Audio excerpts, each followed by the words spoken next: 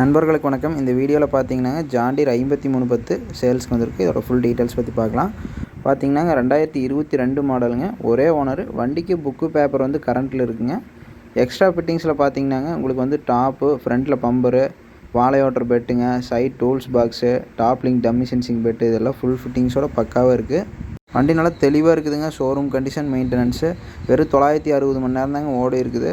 Tyre கண்டிஷன்லாம் பாருங்கள், full கண்டிஷனுக்கு பக்கமாக இருக்குது. கிரிப்பர் ஃபுல் ஆப்ஷனோடு இருக்குதுங்க. வண்டி TN 36 கோபிச்செட்டிப்பாளையம் ரெஜிஸ்ட்ரேஷன் வண்டிங்க.